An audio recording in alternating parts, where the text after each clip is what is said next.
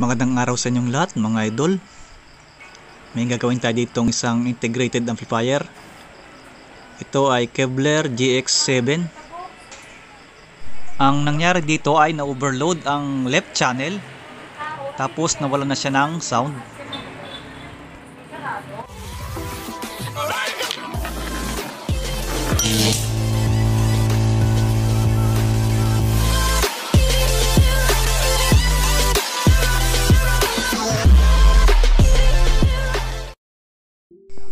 Ito na, bubuksan natin mga idol.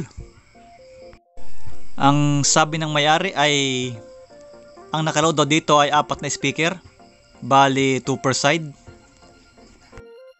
Mahina daw kasi ang tunog ng right channel, so ang ginawa niya, yung dalawa sa right ay nilipat niya sa left.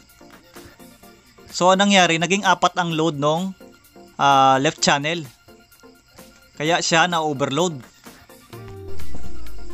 Tumunog daw naman ng mga 1 oras. After ng 1 oras, ayun, bigla na lang nawala ang tunog.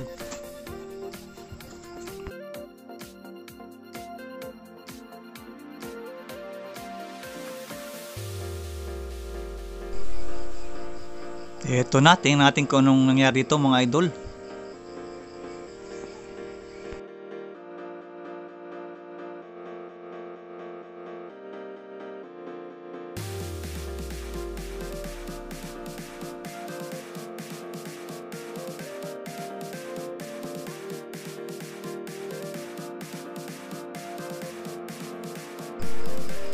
Ayun, sunog ang left channel.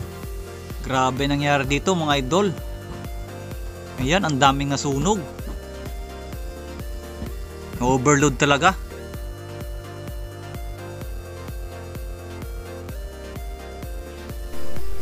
Check muna natin tong kanyang mga fuse.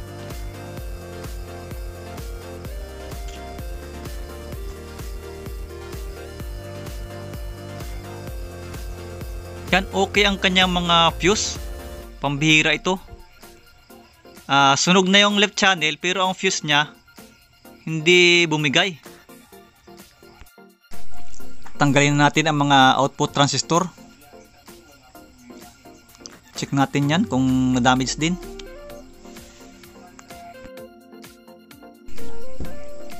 Ayan, ito na ang mga output transistor. Grabe, mukhang nagbaga mga ito.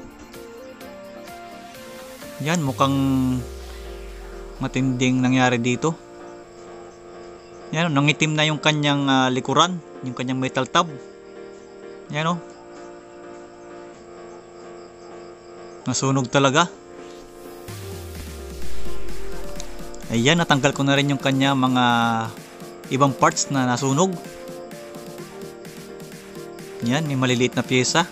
Resistor, transistor na maliliit, at saka yung kanyang driver.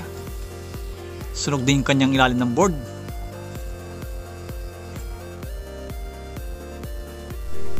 Pag ganyan nga pala mga idol na nasunog yung board at hindi natin makita yung mga nakasulat dyan, yung mga number ng pyesa, pwede nating ihalid tulad dun sa kabilang channel na buo. Doon natin gayahin yung mga pyesa na para doon sa kabilang channel. Ito na mga idol, napalitan ko na ng mga pyesa na nasunog. Yan, kumpleto na sila. Testing natin mga idol. Ito nga palang design ng amplifier na ito. Bago tayo magsukat ng mga bias niya, yung mga voltage, kailangan nating ilagay muna yung mga output transistor. I-plug in na natin, then power on. Ito na mga idol, magsusukat na tayo ng voltage. Sukatan natin itong kanyang base emitter voltage. Ito muna tayo magsukat sa NPN side. Base to emitter voltage 0.5 volts. Yan. Ito naman tayo sa PNP side. Base to emitter voltage, ayan, 0.5 volts. Ang susunod na ating susukatan ay ang kanyang DC offset. Ang isang test probe ng tester ay sa ground. Then ang isa naman ay sa output ng left channel.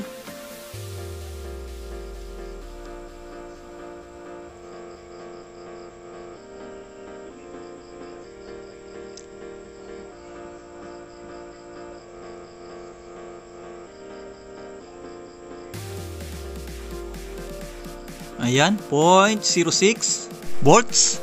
Okay na mga idol. Sound check tayo mga idol. Ayan, okay na, may sound na siya.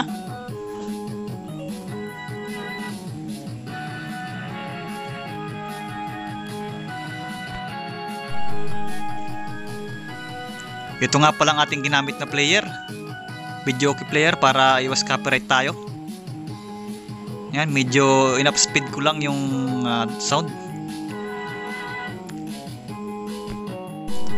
Okay mga idol, that's all for today's video. Maraming salamat po sa inyong panonood.